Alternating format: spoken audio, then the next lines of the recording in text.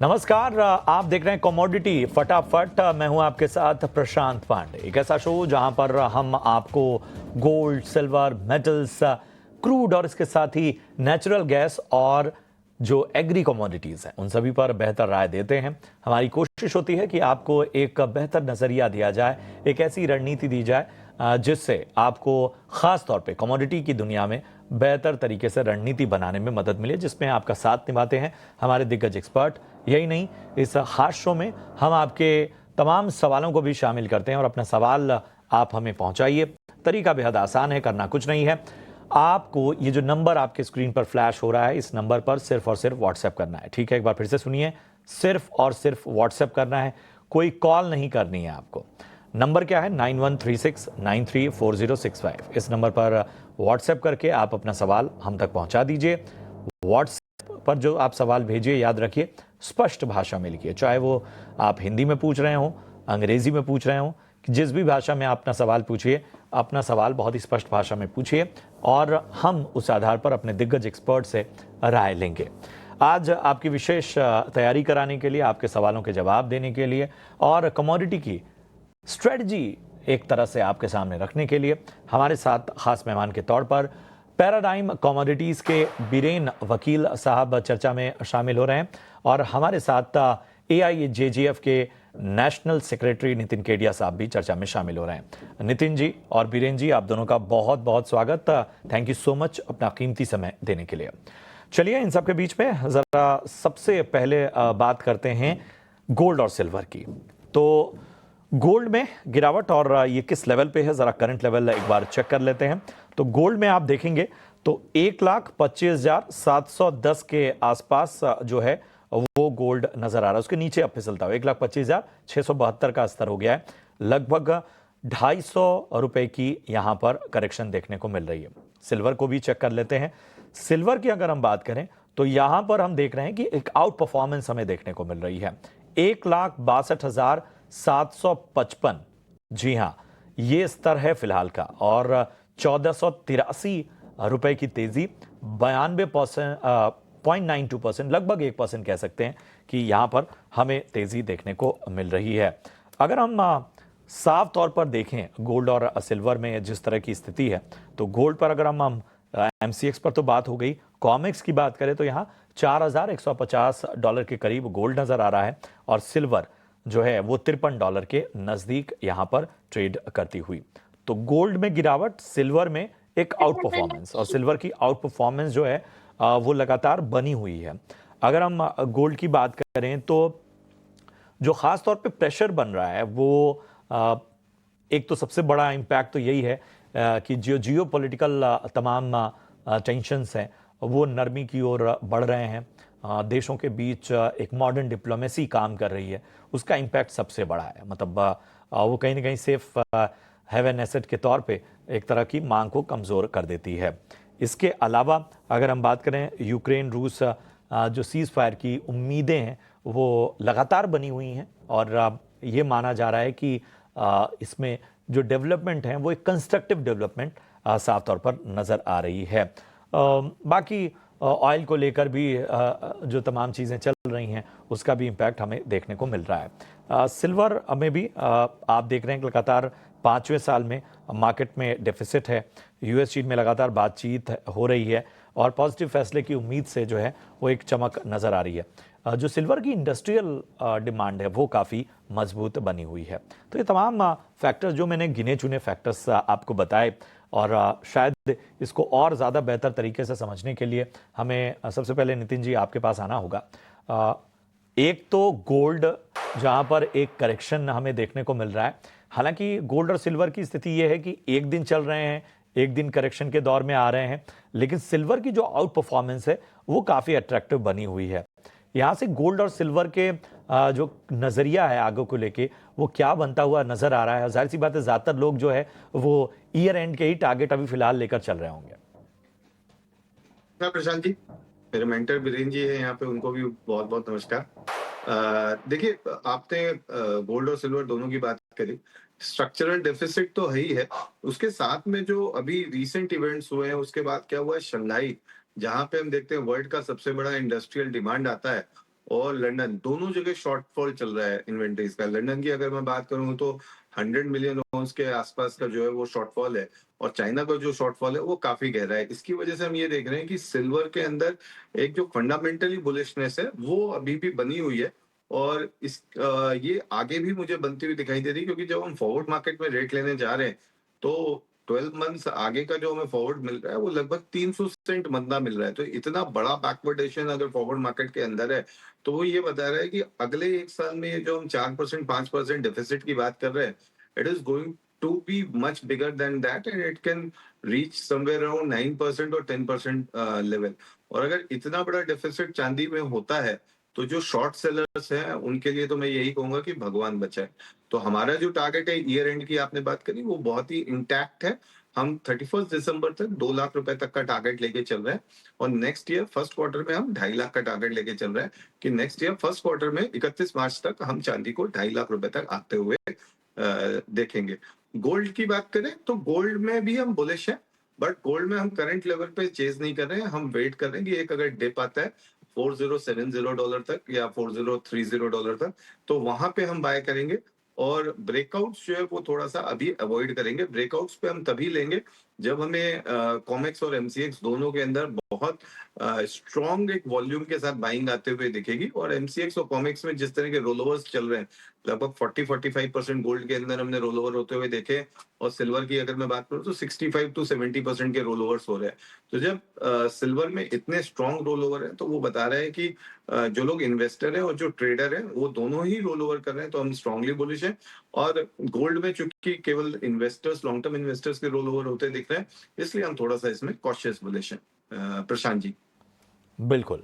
तो ये रवैया और गोल्ड की जो आउट परफॉर्मेंस है वो अभी भी अट्रैक्टिव बनी हुई है। एक बुलिश मूड नितिन जी की राय, और ये आगे भी कायम रहेगा। लेवल्स भी आपको बता दिए गए, हम आपकी सुविधा के लिए वो लेवल्स आगे भी दोहराने की कोशिश करेंगे।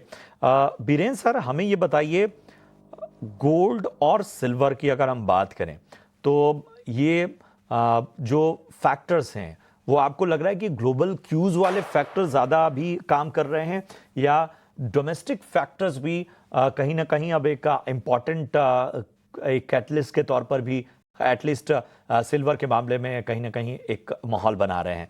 आपका तजुर्बा क्या कहता है? रिटेल सेक्टर स्पेशली हमारे यहाँ जो ईटीएफ डिमांड है वो काफ़ी रोबस्ट है। और अब जिसको ये कहेंगे ना, ये स्टिकी लिक्विडिटी या स्टिकी डिमांड है एक हिसाब से। दूसरा, चाइना में भी ईटीएफ डिमांड काफ़ी अच्छी है, गोल्ड में भी सिल्वर में भी। एक हिसाब से अब तक ये था कि गोल्ड डिबेसमेंट ट्रेड था, मीन्स डॉलर की कमजोरी, युआन की कमजोरी को हेज करने के लिए लोग गोल्ड सिल्वर लेते थे। अब गोल्ड अपने भावों के हिसाब से थोड़ा कम अफोर्डेबल बन गया है, तो नाउ सिल्वर इसका रिप्लेसमेंट कर रही है। इसमें दूसरा थ्रेशोल्ड ये भी है कि जब से अमेरिका ने क्रिटिकल मेटल के लिस्ट में सिल्वर को शामिल किया, तब से इसमें एक अलग सा प्रीमियम बिल्टअप हुआ है, क्योंकि इसमें कभी भी टैरिफ शायद लग सकती है अमेरिका से। साथ ही साथ कुछ सेंट्रल बैंक्स जैसे कि सऊदी, रशिया, ये सब गोल्ड के साथ साथ सिल्वर को भी अपने रिजर्व में शामिल कर रही है। तो ये नया एलिमेंट है जो एक्स्ट्रा डिमांड मार्केट को दे रहा है। नितिन भाई ने सही बताया कि ये जो इतना बैकवर्डेशन शायद मैंने 30-35 साल में पहली दफा देखा है। तो ये जो टाइटनेस है, थोड़ी सीरियस टाइटनेस है ये। इन तमाम फैक्टर्स को भी, और जाहिर सी बात है, कई बार बाजार का ये जो तजुर्बा होता है किसी भी कम से कम नए ट्रेडर या इन्वेस्टर को कई बार नया होता है, और ऐसे में हम दिग्गज एक्सपर्ट को इसी चर्चा में इसलिए शामिल करते हैं ताकि वो आपको उन तमाम फैक्टर्स को डिकोड करके आसान भाषा में बताएं। चलिए, अब आपके गोल्ड और सिल्वर से जुड़े जो सवाल हैं उनको अपने रडार पर ले आते हैं। और सतीश चंद्र गुप्ता हैं, हाथरस से इन्होंने सवाल पूछा है। उत्तर प्रदेश हाथरस के निवासी हैं और पूछ रहे हैं, गोल्ड और गोल्ड मिनी इसमें क्या फ़र्क है? मतलब मुझे बड़ा अच्छा लगता है जब ऐसे सवाल आते हैं नितिन जी, कि ज़ाहिर सी बात है कि एक जिज्ञासा लोगों की कहीं न कहीं कमोडिटी मार्केट में या पूरे मनी मार्केट को लेकर बढ़ रही है। और जब इस तरह के सवाल आते हैं और ख़ासतौर पे उत्तर प्रदेश के हाथरस से, तो आत्मविश्वास बढ़ाते हैं कि चलो इन्फॉर्मेशन का जो स्तर है, वो दायरा है, वो कितना बढ़िया हो रहा है लोगों के जीवन में। बताएँ गोल्ड और गोल्ड मिनी में क्या फ़र्क है? जी, इस तरह के क्वेश्चन जब हाथरस जैसी लोकेशन से आते हैं, तो हमें भी खुशी होती है कि कमोडिटीज का जो एक अवेयरनेस है, जिसकी हमें हमेशा शिकायत रहती है कि ये अवेयरनेस उतनी नहीं है जितनी इक्विटी सेगमेंट्स में है, वो बढ़ रही है। और हाथरस से ये सवाल आने का मतलब है कि लोग अब कमोडिटीज और गोल्ड की तरफ जागरूकता ज्यादा दिखा रहे हैं। सवाल की तरफ अगर हम लौटते हैं, तो गोल्ड और गोल्ड मिनी की फर्क में हम बात करें, तो जो नाम बताता है, गोल्ड मिनी जो है वो बेसिकली एमसीएक्स में 100 ग्राम का कॉन्ट्रैक्ट है, और मेगा गोल्ड जो है या गोल्ड जो है वो 1 kg का कॉन्ट्रैक्ट है। तो अगर आप गोल्ड 1 kg का कॉन्ट्रैक्ट लेते हैं, तो इसका जो वैल्यू साइज होता है वो होता है लगभग 1 करोड़ 25 लाख रुपए के आसपास, और इसमें 1 रुपए बढ़ने पे आपको 100 रुपए का घाटा या मुनाफा होता है बेस्ड ऑन योर पोजीशन। और अगर मैं मिनी की बात करूं, तो मिनी का जो कॉन्ट्रैक्ट साइज है वो चूंकि 100 ग्राम है, तो लगभग 12.5 लाख के आसपास की वैल्यू बनती है। और 1 रुपए का टिक साइज होता है, 1 रुपया घटने या बढ़ने पे आपको 10 रुपए का घाटा या मुनाफा होता है बेस्ड ऑन योर पोजीशन, और इसका जो मार्जिन होता है वो 100 ग्राम के हिसाब से आपको लगता है, तो वो 1.25 लाख के आसपास है। जिन लोगों ने अभी ट्रेडिंग स्टार्ट करी है या गोल्ड को जो समझना चाहते हैं, उनके लिए गोल्ड मिनी का कॉन्ट्रैक्ट इसलिए बेहतर है क्योंकि इसमें जो लिक्विडिटी है वो थोड़ी सी ज्यादा होती है, पहली बात। और दूसरी बात क्या है कि इसमें जो आपका घाटा मुनाफा होता है, जो प्रॉफिट लॉस होता है, वो काफी कम होता है। तो जो लर्नर्स हैं उनके लिए ये काफी अच्छा कॉन्ट्रैक्ट है गोल्ड मिनी।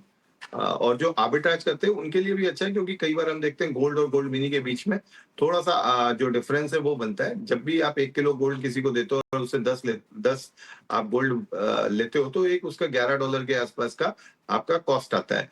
तो जनरली हम ये मान के चलते हैं कि 30 रुपया जो है वो गोल्ड मिनी ऊपर होना चाहिए। तो कभी भी अगर मान लीजिए स्पेकुलेटर्स के दबाव की वजह से गोल्ड मिनी डिस्काउंट में आ रहा है, तो वहां पे एक स्प्रेड या आर्बिट्राज अपॉर्चुनिटी भी आ जाती है, जहाँ पे आप गोल्ड मिनी को बाय करके बड़ा वाला गोल्ड बेच सकते हैं, या वाइस वर्सा भी आप कर सकते हैं। प्रशांत जी। बिल्कुल। तो उम्मीद है कि आपकी तमाम शंकाओं का समाधान हुआ होगा। अगर कोई चीज़ मिस हो गई है तो परेशान होने की आवश्यकता नहीं है। ये पूरा का पूरा शो हम यूट्यूब पर भी अपलोड करते हैं, तो वहाँ से भी आप जानकारी एक बार फिर से रिविजिट कर सकते हैं, जानकारी फिर से हासिल कर सकते हैं। अगला सवाल जो है वो महावीर जी का आया है बेंगलुरु कर्नाटक से, और इनका सवाल है कि क्या शुक्रवार तक चांदी $55 तक आ सकती है? तो बताएं वीरेन जी, क्या नजरिया होगा? फ्राइडे मतलब कल तक का ही नजरिया जान रहे हैं ये, और $55 तक का लेवल इन्होंने पूछ लिया है।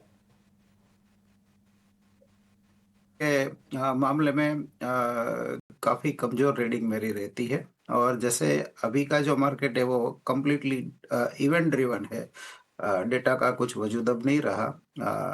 इवेंट जियोपॉलिटिकल रिस्क ऐसे मामलों में मीन्स कहीं रॉकेट फायर हुआ तो $10 बढ़ गया, और कहीं पीस स्टॉक आई $10 गिर गया, उस तरह का एक हिसाब से betting market kind of behaviour है। तो इतनी शॉर्ट प्रिडिक्शन करना मुश्किल है। मुश्किल है। अगला सवाल ले लेते हैं, और दिनेश कुमार जी का सवाल लेते हैं। सतना मध्य प्रदेश से इन्होंने सवाल पूछा है। नितिन जी, मैं आपके पास आना चाहूंगा। फिजिकल चांदी में 1 साल के लिए 2 लाख रुपए इन्वेस्टमेंट करना चाहते हैं, निवेश का इनका नजरिया है, और पूछ रहे हैं कि किस भाव में खरीदारी करनी चाहिए। देखिए, मेरा मानना है 50% तो करंट ले लेनी चाहिए, क्योंकि अगर मान लीजिए 1,70,000 के ऊपर ब्रेकआउट आता है, तो चांदी जो है वो काफी तेजी से ऊपर बढ़ेगी। तो 50% तो यहीं पे ले लेनी चाहिए, और चांदी में प्लस माइनस 10% का वेरिएशन कभी भी चलता है। तो दूसरा, अगर कभी भी 1,50,000 के आसपास चांदी आती है, तो सेकंड लॉट वहां पे ले सकते हैं। और 2.5 लाख से 2.25 लाख का जो है वो नेक्स्ट ईयर के लिए ये टारगेट भी लेके चल सकते हैं। चलिए, तो ये है राय आपको खासतौर पे इन्वेस्टमेंट के नजरिए से सिल्वर में नितिन जी की तरफ से। आशीष गोयल हैं दिल्ली से, इन्होंने सवाल पूछा है गोल्ड ईटीएफ में कब निवेश करना चाहिए? मेरे ख्याल से कि ये शायद फर्स्ट टाइम जो है इन्वेस्टमेंट का नजरिया जानना चाह रहे हैं। बीरेन जी, बताइए क्या सलाह होगी? काफ़ी सेफ रूट है और इसको क्रीपिंग एक्विजिशन जिसको कहेंगे, यानी हर मंथ आप ऐड किए जाओ, जैसे इक्विटी एसआईपी होती है इस तरह। तो ये बेटर होगा क्योंकि इसमें टाइमिंग करने में क्या कभी-कभी गाड़ी छूट जाती है। तो the best way to invest आज से ही स्टार्ट करें, जहाँ तक ईटीएफ का सवाल है। क्योंकि ETF investor normally short term movement को कैप्चर करने की कोशिश में नहीं होता, उनका नज़रिया थोड़ा लॉन्ग टर्म होता है। तो एक बेहतर तरीका और शायद सबसे मुफीद तरीका है अगर आप एंट्री करना चाहते हैं। बढ़ते आगे, अब क्रूड को जरा अपने रडार पर लेकर आते हैं। क्रूड में देखिए कच्चे तेल में हल्की तेजी हमें देखने को मिल रही है। ब्रेंट क्रूड जो है वो $63 के आसपास फिलहाल नजर आता है, मामूली बढ़त यहाँ पर देखने को मिल रही है। WTI क्रूड की अगर हम बात करें तो यहाँ $59 के करीब है और आधे % से थोड़ा कम की तेजी हम देख पा रहे हैं। MCX क्रूड की बात करें तो 5270 जो है रुपए के करीब है, 1.5% की तेजी हम यहाँ पर देख रहे हैं। तो नितिन जी, क्रूड पर क्या रणनीति रखी जाए? मैं इसको यही कहूंगा, डेड कैट बाउंस है, क्योंकि कंटिन्यूअसली डेली चार्ट्स के ऊपर लोअर हाई लोअर लो बन रहे थे और चूंकि टेक्निकली काफी नीचे आ गया था, तो मुझे लगता है कि अगर कोई भी बाउंस प्रशांत जी 5350 के आसपास मिलता है तो वहां पे क्रूड को हम 5420 के स्टॉप लॉस से शॉर्ट कर सकते हैं और वापस हमें लगता है कि 5180 5150 तक के लेवल्स जो है वो अभी हमें देखने को मिल जाएंगे। फंडामेंटली ऐसी कोई अभी न्यूज नहीं है जिसकी वजह से हम क्रूड में बहुत बड़ी तेजी आते हुए देखें। तो शॉर्ट करने की सलाह और लेवल्स भी आपको बता दिए गए जिसके ज़रिए आपको रणनीति बनानी है। नेचुरल गैस को लगे हाथ देख लेते हैं। नेचुरल गैस का भाव 410 रुपए के करीब है। MCX पर करीब आधे % की जो है वो तेज़ी नज़र आ रही है। बीरेन सर, नेचुरल गैस पर क्या नज़रिया बन रहा है? नेचुरल गैस में शॉर्ट टर्म अभी भी थोड़ा अपसाइड की गुंजाइश है, 10-15 रुपए की। तो यहाँ 420-22 के आसपास शॉर्ट कर सकते हैं और स्टॉप लॉस होना चाहिए 430 का। टारगेट 400 के नीचे यानी 395 398 तक का रख सकते हैं, बट इसमें स्टॉप लॉस मस्ट है। और अगर ओवरनाइट पोजीशन है तो बाय कॉल ऑप्शन लेके इसका रिस्क मिटिगेट करना चाहिए। कि हमारे 2 दर्शकों ने बीरेन जी इसी से जुड़ा हुआ सवाल पूछा है नेचुरल गैस से, तो आपको थोड़ा सा एक बार फिर से दोहराना पड़ेगा, तकलीफ दूंगा। नेचुरल गैस फ्यूचर में टारगेट और स्टॉप लॉस जानना चाहते हैं। हर्ष नाम है इनका, जयपुर से इन्होंने सवाल पूछा है। और अमित है नासिक से, वो नेचुरल गैस में इंट्राडे के लिए ऑप्शन स्ट्रेटजी जानना चाहते हैं। हालांकि आपने दोनों ही सवालों के जवाब कमोबेश अपने स्ट्रेटजी में बता दिए, लेकिन दर्शकों ने एफर्ट किया है तो एक बार फिर दोहराना पड़ेगा आपको। इसकी जो डेल्टा कहेंगे, सिंपल भाषा में कहूँ तो नेचुरल गैस की वोलेटिलिटी कुछ अलग लेवल की है। तो सिर्फ इंट्राडे अगर करना है तो मैं 415-17 के आसपास शॉर्ट और 422 का स्टॉप लॉस बोलूँगा और 400-401 का टारगेट बताऊँगा। इंट्राडे ऑप्शंस के लिए इसकी अभी एज ऑफ नाउ मेरे पास वो ट्रेड नहीं है, क्योंकि मैं स्क्रीन के सामने नहीं बैठा हूँ। ये इतनी वॉलेटाइल है कि इंट्राडे के लिए स्क्रीन के सामने अगर नहीं होते हो तो आप परफेक्ट व्यू नहीं दे पाते हो।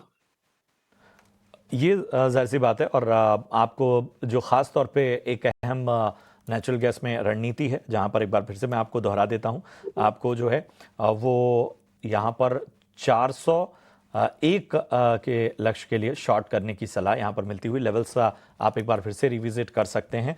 हम इस पूरे प्रक्रिया को, इस पूरे बातचीत को यूट्यूब पर भी अपलोड करेंगे।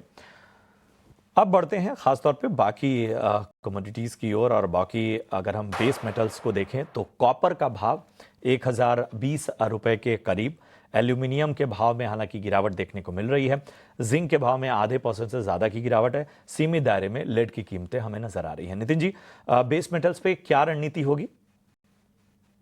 प्रशांत जी, लास्ट वीक की अगर हम बात करें तो लास्ट वीक हमने कंटिन्यूअसली एक 4 दिन हमने कॉपर में डाउनफॉल देखा था और जिस तरह से 20 EMA के नीचे कॉपर क्लोज हुई थी, उससे एक बार ये लगा था कि शायद एक शॉर्ट टर्म के लिए हम 960 965 का भी भाव देखेंगे, लेकिन मंडे को ये वापस शॉर्ट टर्म मूविंग एवरेजेस के ऊपर ओपन हुआ और अब काफी बुलिश पैटर्न बन गया। तो फॉर द टाइम बिंग मुझे ऐसा लगता है 1000 से लेके 1033 की रेंज रहने वाली है। तो कॉपर में आप डिफरेंट लेवल्स पे बाई की पोजीशन बना सकते हैं, विच वुड बी आप थोड़ा पोजीशन करंट लेवल पे बना लें, 1010 पे बना लें और 1000 पे बना लें। स्टॉप लॉस जो बन रहा है वो 980 का बन रहा है और टारगेट हम पहला टारगेट 1033 लेके चल रहे हैं, सेकंड टारगेट 1065 ले रहे हैं। पूरे बेस मेटल पैक पे दो चीजें जो सबसे ज्यादा अच्छी लग रही हैं अभी वो कॉपर और जिंक है। जिंक में भी करंट भाव से जो है वो पोजीशंस हम बना के चल सकते हैं। ऊपर में हमें 6 से 7% की तेजी जो है वो 1.5 से 2 महीने के अंदर देखने को मिल सकती है, बिकॉज जिंक जो है वो थोड़ा सा स्लो चलता है। प्रशांत जी।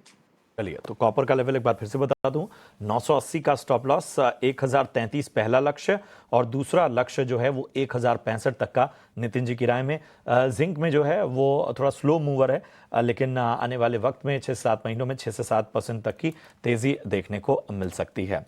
चलिए, कुछ सवाल जो हैं इससे रिलेटेड भी हमारे दर्शकों के आए हुए हैं, उनको भी अपने रडार पर शामिल करते हैं। प्रमोद सुहाने साहब का सवाल है मुंबई से, दिसंबर महीने की जिंक 298 रुपए में खरीदी है, पूछ रहे हैं कहां तक होल्ड करनी चाहिए। वीरेंद्र जी। मार्केट है, यानी अगला कॉन्ट्रैक्ट है वो डिस्काउंट में मिलेगा, तो रोल ओवर पे उनको प्रीमियम मिलेगा देने के बदले।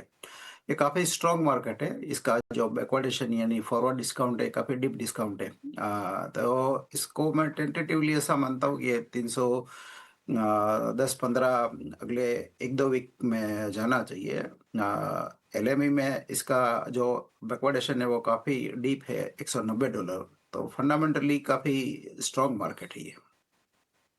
ये रणनीति आपको जिंक में मिलती हुई फंडामेंटली काफ़ी स्ट्रांग मार्केट जो है और एक बुलिश नज़रिया नज़र आता हुआ। चलिए, कुछ अहम आंकड़े जो हैं वो ख़ासतौर पे गोल्ड सिल्वर इंपोर्ट के जो हैं वो भी आपके सामने रख देते हैं और वो आपकी जानकारी के लिए हैं। वैसे तो रणनीति हमने आपके सामने रखी ही। अगर हम देखें ख़ासतौर पे गोल्ड इंपोर्ट की, तो अक्टूबर में गोल्ड इंपोर्ट का ऐतिहासिक रिकॉर्ड बना है। त्योहारी और शादियों के सीजन की डिमांड में एक मजबूती दिखी है।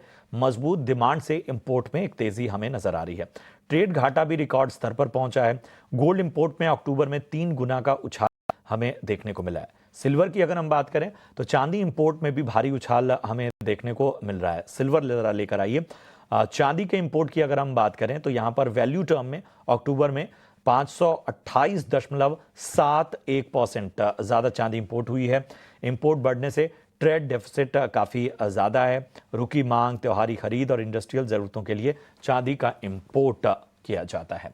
नितिन जी, सीजनैलिटी फैक्टर कितना मायने रखता है? और जाहिर सी बात है जब उसको एक डोमेस्टिक सपोर्ट के तौर पे भी देखा जाता है, ख़ासतौर पे अगर हम शादी सावे के सीज़न देख लें या फेस्टिविटीज़ को देख लें या कुछ ख़ास डेट्स होती हैं जैसे अक्षय तृतीया और बाकी।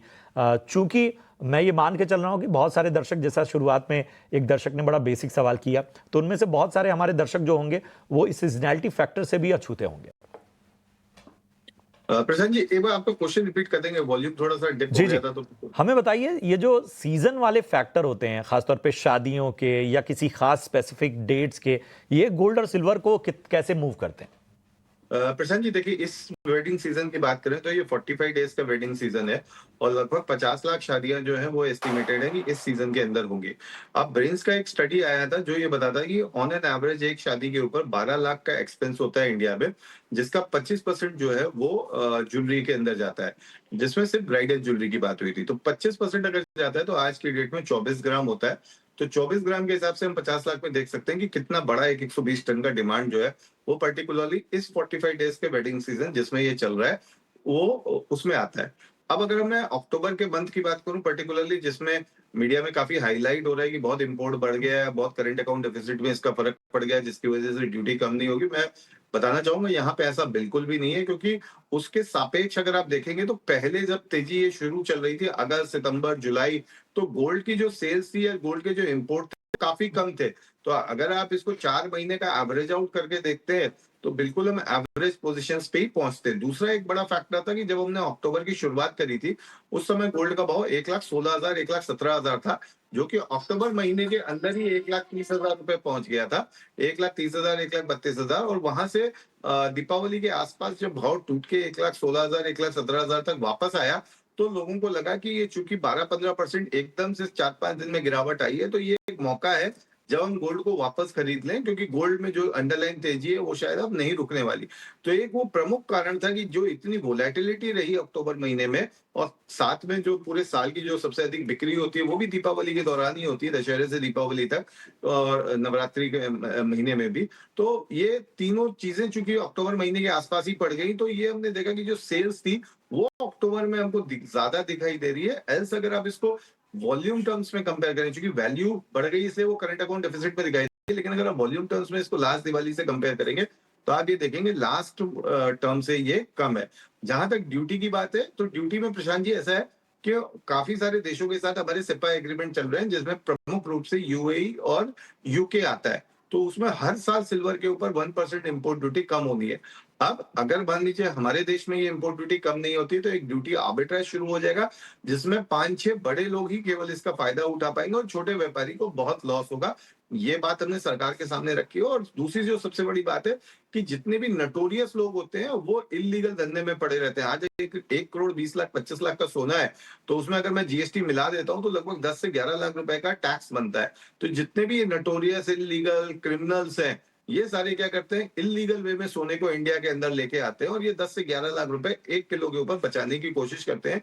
और यही पैसा हो सकता है रूट होके नॉर्थ ईस्ट में जा रहा हो या रूट होके जम्मू कश्मीर में जा रहा हो, जो कि हमारे ही पैसे से हमारे ही देश के अंदर टेररिस्ट एक्टिविटी डेवलप होती है, और उसी पैसे से हो सकता है दिल्ली के अंदर भी हमने देखा पीछे विस्फोट हुआ। तो हमने सरकार से पीछे भी ये बात कही थी, और सरकार ने जब अपने आंकड़े देखे तो 9% के आसपास हमने देखा था 2 साल पहले ड्यूटी कम हुई थी। तो हम बिल्कुल आशान्वित हैं कि ना ये केवल हमारी ट्रेड के सपोर्ट के लिए, इनफैक्ट ये देश के अंदर जो टेररिस्ट एक्टिविटी या देश विरोधी गतिविधियां हो रही है उसके सपोर्ट के लिए भी इस ड्यूटी का कम होना बहुत जरूरी है। Prashant ji, I am sure कि ये तमाम रिकमेंडेशंस और तमाम सुझाव बहुत बेहतर इस पूरी इंडस्ट्री के इस इकोसिस्टम की बेहतरी के लिए हैं। बहुत बहुत शुक्रिया Nitin ji, thank you so much. Biren sir, आपका भी इस चर्चा में शामिल होने के लिए और तमाम दर्शकों का मार्गदर्शन करने के लिए। उम्मीद करते हैं कि आपको चर्चा पसंद आई हो। कोई चीज़ मिस हुई है तो यूट्यूब पर ये शो पूरा रहेगा, आप वहाँ रिविजिट कीजिए।